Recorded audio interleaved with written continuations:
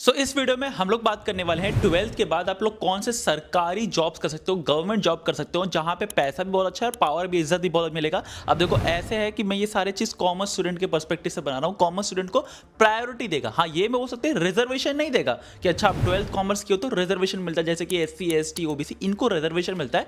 आपको प्रायोरिटी देगा। मतलब अगर आपका स्कोर 200 में, लेट सपोज 200 में 150 आया है 3 स्टूडेंट को, आर्ट साइंस एंड कॉमर्स को, तो कॉमर्स स्टूडेंट को सबसे ज्यादा रखा जाएगा, ऊपर टॉप प्रायोरिटी पे देगा। और अगर एक जॉब है तो उसी को दे दिया जाएगा। तो ऐसे कौन से है, अगर 12th आप लोग दे दिए हो, कॉमर्स स्टूडेंट हो और कॉमर्स स्टूडेंट के बाद आप ये देना चाहते हो, तो ये सारे लिस्ट मैंने बता के रखे हैं। और इसमें ऐसे मैं 2 कैटेगरी में बना के रखा हूँ। एक जो सबसे पहले 12th पास किए, अभी जस्ट 12th पास किए, तो उनके लिए कौन सा जॉब्स अच्छा होता है। और जो लोग अभी ग्रेजुएशन में ज्वाइन करेंगे, मतलब UG डिग्री करेंगे और उसके साथ प्रिपरेशन कर लो, और जैसे ही ग्रेजुएशन कंप्लीट होता है अपना जॉब उस एग्जाम को देके क्लियर करके अपना अच्छा पावर पे रह सकते हो। और एक चीज़ ये भी बोलता हूँ कि आज के टाइम पे बहुत सारे स्टूडेंट्स को मैंने ऐसा देखा जिनका फाइनेंशियल स्टेबल नहीं होता है, फैमिली बैकग्राउंड उतना स्ट्रॉन्ग नहीं होता है, वो क्लरिकल जॉब ले लेते हैं, 12th के बाद गवर्नमेंट जॉब में दे देते हैं, उनको 30 से 40 हज़ार रुपया आराम से मिल जाता है, और साथ साथ अपना CA का पढ़ाई भी कर लेते हैं, CMA CS ये सब का पढ़ाई भी कर लेते हैं। तो भैया आप लोग अपने हिसाब से प्लान करना, और मैं सारा डिटेल्स आपको बता रहा हूँ, डिफिकल्टी लेवल भी बता रहा हूँ, पैसा भी बताऊंगा, कौन से जॉब रोल्स है वही बताऊंगा, और किस तरीके से आप लोग एक्वायर कर सकते हो उसको, जॉब को कर सकते हो, वो सारा डिटेल इसी वीडियो में बनेगा। तो स्टार्ट करते हैं वीडियो को। सबसे पहला आता है कि भैया आप लोग सबसे पहले क्लियर करोगे SSC CHSL। अब देखो ये सारा चीज मैं बिल्कुल फ्री में बताता हूँ, और मैं आपको एज अ कॉमर्स स्टूडेंट कौन से स्किल सीखना चाहिए, कहाँ सीखना चाहिए, कैसे आप स्किल्स एक्वायर कर सकते हो, टॉप कंपनीज में कैसे प्लेसमेंट लगेगा, और मैं सारा डिटेल्स इसलिए बता रहा हूँ क्योंकि my own sister, elder sister clear her first attempt BPSC exam and now she is serving as a administrative officer in Sasaram Bihar. और उनका बहुत ज़्यादा चर्चा चलता है वहाँ पे, न्यूज़पेपर में काफ़ी ज़्यादा चढ़ता है। और मेरा दूसरा जो सिस्टर है, second sister, again Elder sister जो है, जो डॉक्टर बन चुकी है, एंड डॉक्टर बन के उसने रेलवे का एग्ज़ाम क्लियर करके as a medical officer South Eastern Railway में भी है।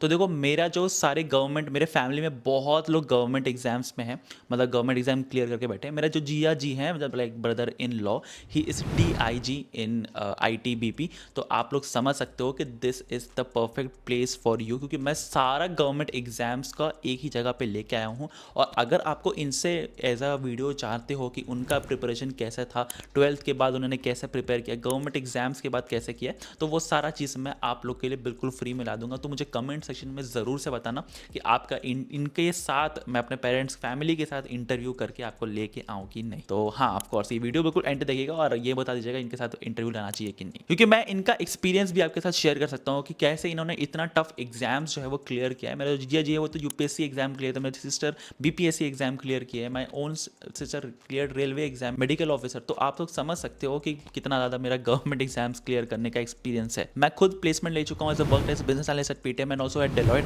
तो सारा चीज़ मैं आपको फ्री में बताता हूँ, और जितना भी वैकेंसीज आएगा ना वो भी सब चीज़ फ्री में बताऊंगा आपके लिए, बिल्कुल फ्री में लाता हूँ यार। तो चैनल को सब्सक्राइब करिएगा ताकि आपके लिए ऐसे ही वीडियोस लेके आऊँ। स्टार्ट करते हैं इस वीडियो को। सबसे पहला आता है, अब देखो मैं जितने भी एग्जाम्स के नाम लूंगा वो जो ऑलरेडी नोन है वो नाम नहीं लूंगा, जैसे UPSC हो गया, ये सब हो गया, तो मैं उनका बारे में बताऊंगा जिनको बहुत कम जानते हैं। तो भैया बहुत ध्यान से ये वीडियो देखिएगा। स्टार्ट करते हैं। फर्स्ट पहले आता है SSC CHSL। ये एग्जाम 12th के बाद आप लोग आराम से दे सकते हो। इसमें आप 30 to 45,000 कमाओगे।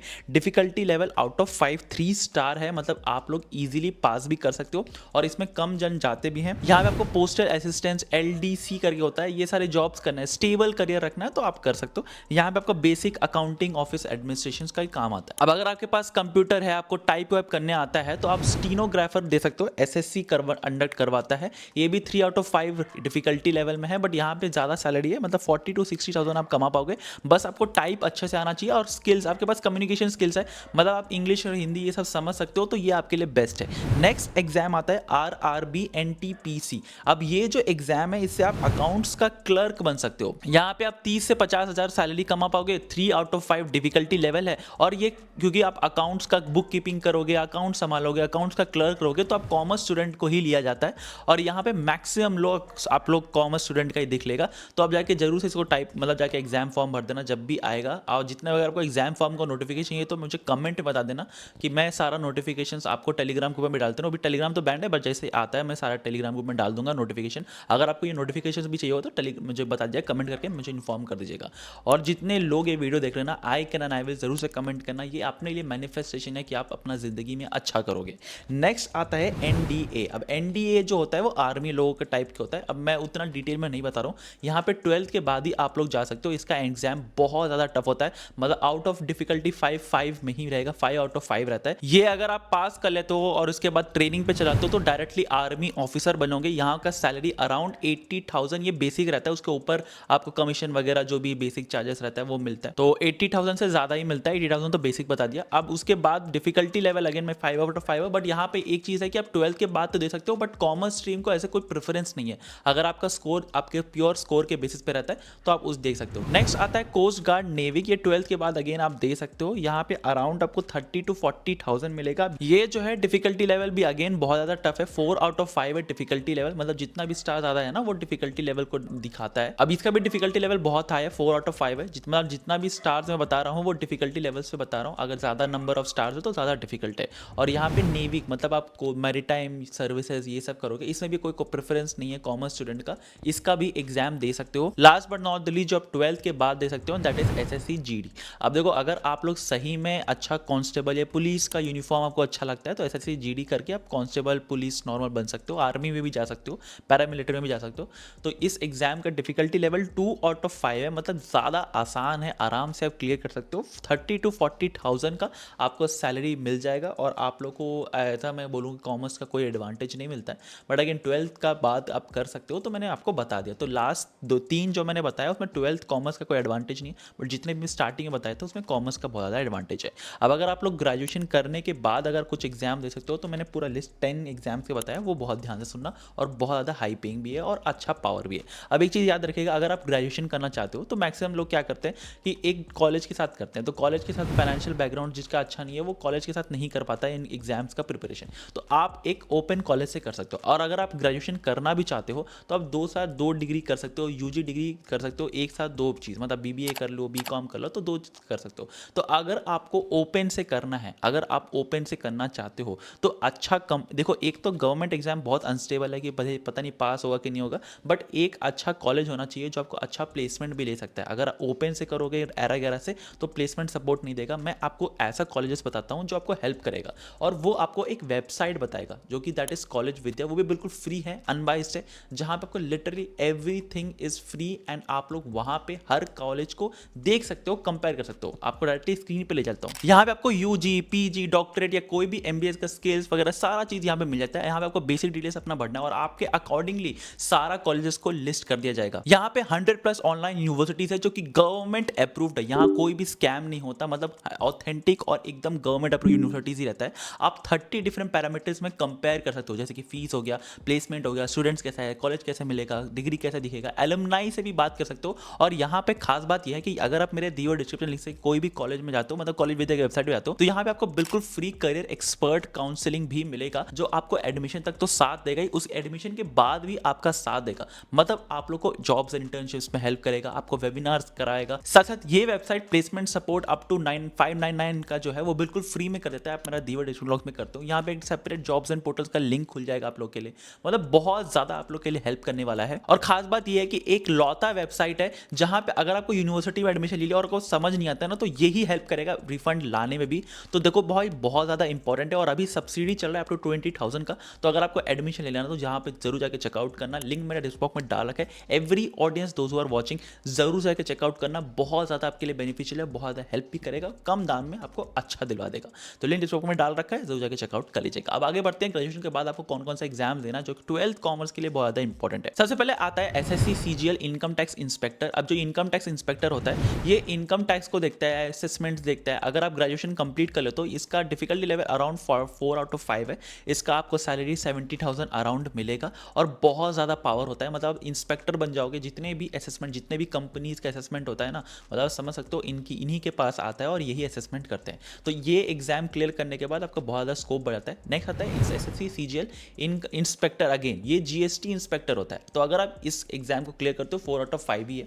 तो यहाँ पे भी आपको 70,000 सीट्स मिलेगा, 70,000 सैलरी मिलेगा, और आपका जीएसटी में काफ़ी ज़्यादा नॉलेज होना चाहिए। ग्रेजुएशन के बाद आप कर सकते हो, और यहाँ भी बहुत ज़्यादा पावर है और लिटरली आपको ज़्यादा प्रेफरेंस दिया जाएगा अगर आप 12th कॉमर्स से हो। आपका इनकम टैक्स इंस्पेक्टर में भी और जीएसटी इंस्पेक्टर में भी, तो 12th कॉमर्स को ज़्यादा प्रेफरेंस दिया जाता है क्योंकि उन्हीं का फोर्टे फोर्टे है। नेक्स्ट आता है CAG ऑडिटर बनना, controller and auditor general of India. अब जितने भी पब्लिक कंपनीज है, जितने भी गवर्नमेंट कंपनीज है, उसमें क्या होता है, ऑडिट का रिक्वायरमेंट होता है, तो CAG ही अपॉइंट करता है ऑडिटर को जाके चेकआउट करने के लिए। और इसका exam 3 out of 5 difficulty level है और आप इजीली 45 to 50,000 कमा सकते हो, इसका सैलरी रहता है और बहुत ज़्यादा ऑडिट में काम आता है। अगर आप ग्रेजुएशन करके ऑडिट में आपका नॉलेज है तो आप ऑडिट करके यहाँ पे काफ़ी ज़्यादा हेल्प कर सकते हो इंडिया को ग्रो करने के लिए भी।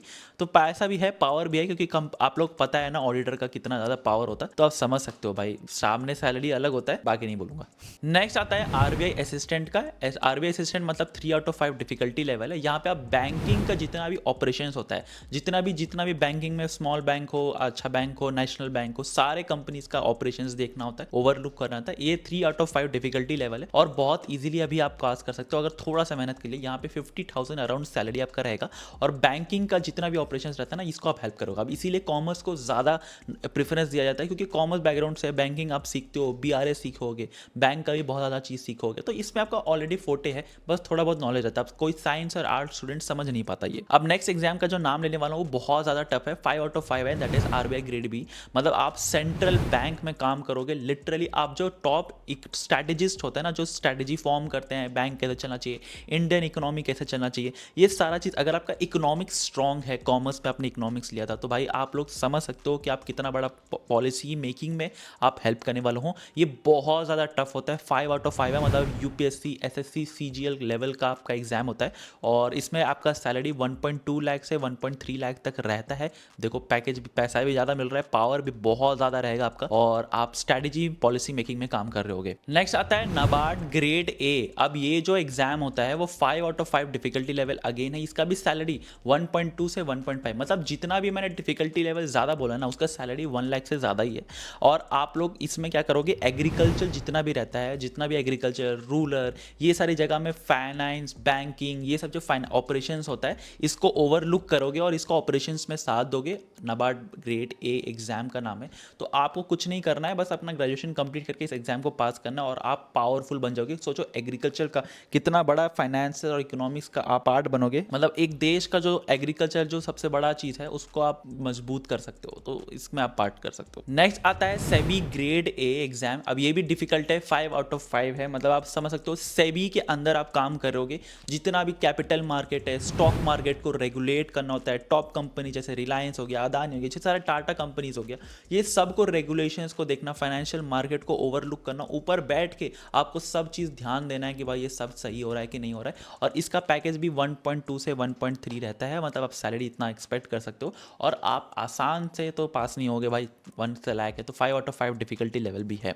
नेक्स्ट आता है EPFO एग्जाम। अब EPFO एग्जाम जो होता है वो आपका PF के रिलेटेड, प्रोविडेंट फंड। अगर अब आपका पेरेंट्स जो है वो किसी कंपनी में काम कर रहे हो, कहीं पे सैलरी कट रहा होगा, सैलरी मिल रहा है ना आपके पेरेंट्स को, तो पूछना PF कटता है, तो आप ऑफिसर बन सकते हो PF का। इसमें कॉमर्स स्टूडेंट को इसलिए प्रेफरेंस दिया जाता है क्योंकि वो लॉ से थोड़ा सा क्या बोलते हैं ना, हैंडी रहता है, मतलब पेरोल, HR का ऑपरेशन, सैलरी कैसे कटता है, कैसे बनता है, ये सब देख पाते हो कॉमर्स स्टूडेंट को, इसलिए प्रेफरेंस दिया जाता है। तो एडमिनिस्ट्रेशन में आप बैठ सकते हो PF में, मतलब किसी आपको मतलब क्या बोलते हैं ना, डेस्क जॉब है ये। IBPS PO कर सकते हो, 4 आउट ऑफ 5 डिफिकल्टी लेवल है। यहाँ पे बैंकिंग ऑपरेशंस को देखना, प्रोबेशनर ऑफिसर इसे बोला जाता है और यहाँ पे आपको इजीली 80,000 सैलरी आपको अराउंड से मिल जाएगा। 4 आउट ऑफ 5 डिफिकल्टी लेवल है, अगेन तो वैसा उसे ही मिलेगा।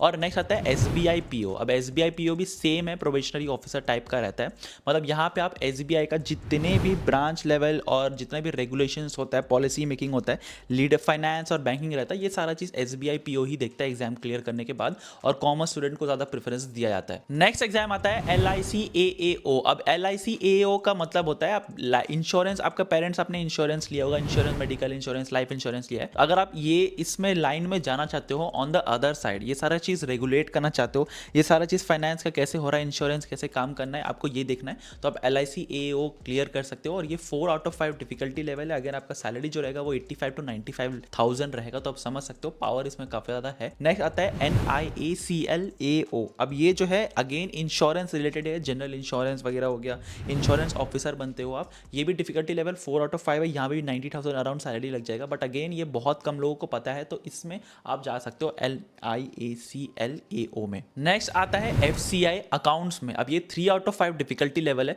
अब यहाँ पे कॉमर्स स्टूडेंट को इसलिए प्रेफरेंस दिया जाता है क्योंकि यहाँ पे आप सारे कॉस्टिंग, अकाउंटिंग ये सारी चीज़ करते हो, फाइनेंसेस देखते हो, और यहाँ पे सैलरी आपका 75,000 भी जाता है, तो बहुत ज़्यादा आप लोग काम कर सकते हो। पब्लिक सेक्टर अकाउंटिंग आप लोग देखोगे, पब्लिक सेक्टर जितना भी कंपनीज है वो देखोगे। भाई मैंने ये पूरा लिस्ट जो बना के रखा है आप लोग को मिल जाएगा, आपको कुछ नहीं करना, टेलीग्राम में जुड़ के रखना है, क्योंकि मैं सारा डिटेल्स एक ही पीडीएफ में बना के रखा हूं, तो आपको सिंपली वहीं पे जाके चेकआउट करना है। नेक्स्ट आता है पीएसयू फाइनेंस ऑफिसर। अब ये जो है अगेन ग्रेजुएशन कंप्लीट करने के बाद आपको 4 आउट ऑफ 5 डिफिकल्टी लेवल है, 1 लाख का अराउंड सैलरी मिल जाएगा। और अगर यहाँ पे आप फाइनेंस में जाते हो पब्लिक सेक्टर यूनिट्स में, तो आप फाइनेंसिंग का ऊपर पूरा स्ट्रेटजी फॉर्म कर सकते हो, कैसे आगे जाना चाहिए, फाइनेंशियल फोरकास्टिंग, बजटिंग होगा, ये सारा चीज़ देख सकते हो। और यहाँ पे बहुत ज़्यादा फाइनेंस ऑफिसर का रोल्स में काफ़ी ज़्यादा सैलरी भी है, जैसे मैंने कहा 1 लाख से आराम से मिल जाएगा, और यहाँ पे ग्रोथ भी अच्छा है और आराम से आप जिंदगी जी सकते हो। नेक्स्ट आता है but last but not the least is UPSC civil service examination. बहुत को पता है भाई, यूपीएससी सिविल सर्विस कर लिए तो भाई 5 आउट ऑफ 5 डिफिकल्टी लेवल है, मतलब आप उतना तो टॉप लीडर में जाना है। यहाँ पे लीडरशिप का, यहाँ पे कोई कॉमर्स का प्रेफरेंस नहीं आता है, बट मैं यहाँ पे ढक दिया। लास्ट बट नॉट में और 2-3 चीज भी बोल लेता हूँ। सबसे पहले एसएससी सीजीएल से आप असिस्टेंट अकाउंट्स ऑफिसर बन सकते हो, ऑडिट ऑफिसर बन सकते हो, और डिविजनल अकाउंटेंट बन सकते हो। इस सब में, ये तीनों रोल्स में एज अ कॉमर्स स्टूडेंट सबसे ज़्यादा प्रेफरेंस दिया जाता है, क्योंकि यहाँ पे मैक्सिमम जो कॉमर्स का ही रिलेटेड वर्क है, अगेन ये प्रेफरेंस दिया जाता है, रिजर्वेशन नहीं है कि सिर्फ कॉमर्स स्टूडेंट को ही मिलेगा, बट प्रेफरेंस दिया जाता है। तो आप लोग को जरूर से ट्राई करना चाहिए, सारे गवर्नमेंट एग्जाम्स में बहुत ज़्यादा हेल्प होगा, और आपका पैसा भी मिलेगा, पावर भी मिलेगा, और सोसाइटी में इज्जत भी मिलेगी। तो आपको कुछ नहीं करना है, ये सारा पीडीएफ जो है मैंने टेलीग्राम ग्रुप में डाल रखा है, आपको टेलीग्राम ग्रुप में जुड़ जाना है और चैनल को सब्सक्राइब कर देना है। अगर आपको स्किल पे वीडियो चाहिए, कौन सी स्किल सीखना चाहिए, तो कमेंट कर देना मुझे स्किल, और सारे डिटेल्स मैं आपको बता दूंगा। तो चैनल को सब्सक्राइब कर दीजिएगा, मिलते हैं अगले वीडियो में।